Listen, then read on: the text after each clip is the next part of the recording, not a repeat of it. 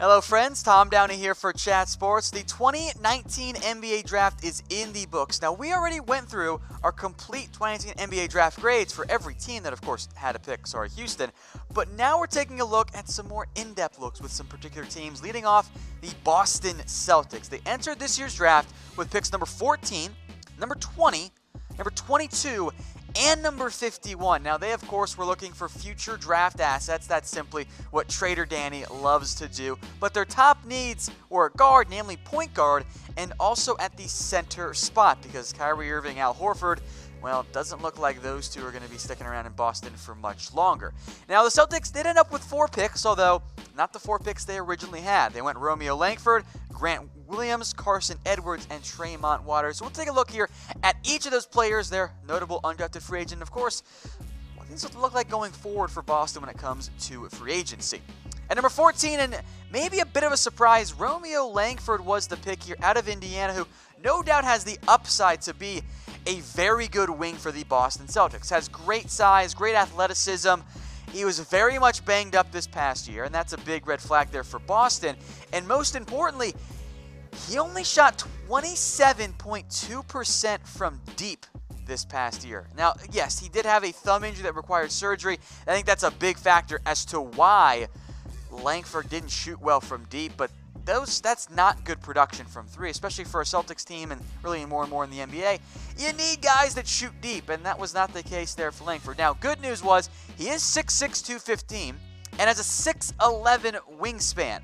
Now, if he can't ever learn to shoot, maybe he ends up becoming that Kentavious Caldwell Pope, Andre Roberson type player, although I do think the upside remains higher there for Langford. I was a little surprised Boston went with another wing because they have Jaylen Brown, they have Jason Tatum. We always need more, but Langford, bit of an interesting fit, but kind of an upside play there for the Boston Celtics there at number 14 overall. Now, Boston had number 20. Matisse Thybulle was the pick, but that was flipped over to Boston for number 24 overall, which became Ty Jerome and was then traded. So again, the Sixers got Matisse Thybulle. Boston got 24, which became Ty Jerome as part of a later trade, which we'll get to here in a bit. And then Carsen Edwards, who of course we'll dive into. So Boston did not make pick 20. So who won this trade? Let us know in the comment section. I like it a lot for Boston. We mentioned that they got a second-round pick, and it came Carsen Edwards. Ty Jerome became something as well later. So I like that pick quite a bit for Boston. Frankly, when they first announced the Matisse Thybulle pick, we were kind of confused because that doesn't fit. Boston does not need another non-scoring wing. Number 22 overall, though, the Celtics did keep that pick. That was Grant Williams out of Tennessee. Now, this is kind of the difference in terms of the NBA production versus college production. Grant Williams was fantastic at Tennessee. I mean, the numbers are impressive. 18.8 points per game, 7.5 rebounds, 3 assists. Smart player, super strong, but the shot doesn't always look that great. Didn't take very many threes. He's kind of an awkward tweener for me. Built a little bit more like a small forward, but his play style is more like a power forward and doesn't really have the stretch shooting ability quite yet.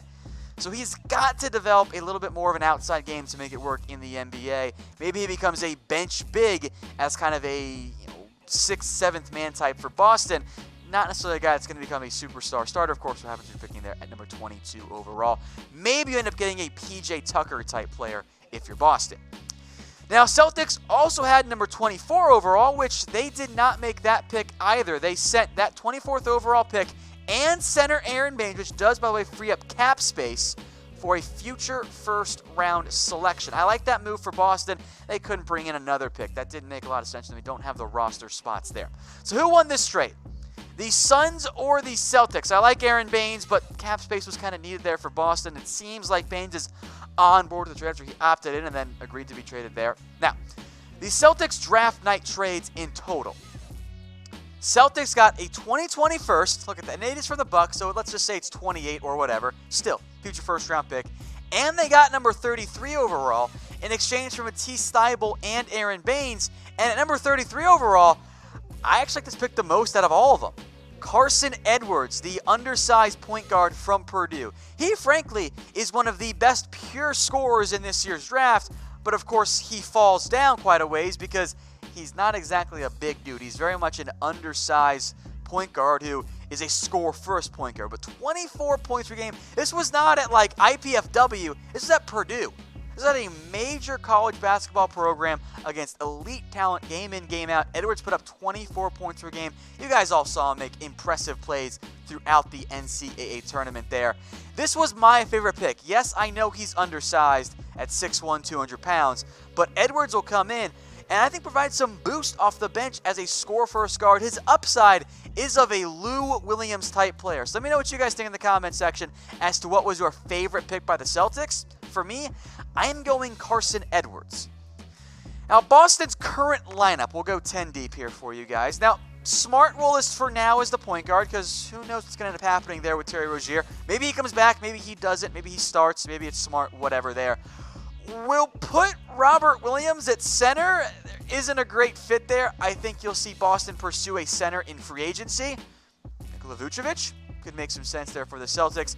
That leaves, of course, Gordon Hayward, who could also come off the bench.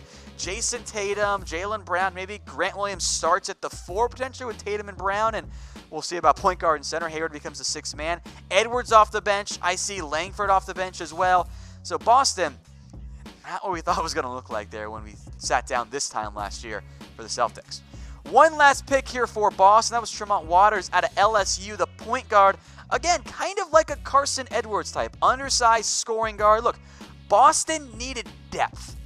That was a big, big thing for them. They did not have a lot of guard depth because, yes, they have Jaylen Brown, and he and Jason Tatum and even Hayward, I guess, can play some 2-guard. Those aren't point guards, though. They needed point guard depth. And Tremont Waters, who probably will be maybe a 2-way G League player early in his career, which is totally fine. Again, it's pick number 51 overall. Most of these guys don't pan out. So, undersized but athletic point guard who does offer a little bit more of the passing game than the score-first Edwards does. So, Waters, I think, again, ends up being a G League guy, but for pick 51 overall, there's some upside there as a potential bench point guard for Boston, which definitely needed depth there overall. All right, so the grades here for the Boston Celtics. I gave them a B. Our friend Jimmy here, Jimmy Crowther, our NBA expert, gave him a B-, so we're on the same page there. Again, I was a little perplexed by the Langford selection. I can get behind Grant Williams. Frankly, the Carsen Edwards pick, I'm a huge fan. I think that's a great fit for Boston. Fills a big need there. Maybe it wasn't the ideal draft, but it was a good draft. That's what a B grade is. It's a solid, good draft. So let me know what you guys think. I know we'll have many Boston's fans giving it A's, and I understand. I respect that. I gave it a B. Let us know in the comment section how you grade out this year's Boston Celtics draft class. A, B, C, D, or F. Now, Boston will make other summer league and undrafted free agent additions here. We do want to make note of the one we know of, Max Strus, the guard forward really out of DePaul, put up 20 points per game. He's a good shooter there. Offers some rebound ability with 6 boards per game. This is a 2-way deal, so you'll see him in the G League, in theory some with the Celtics as well.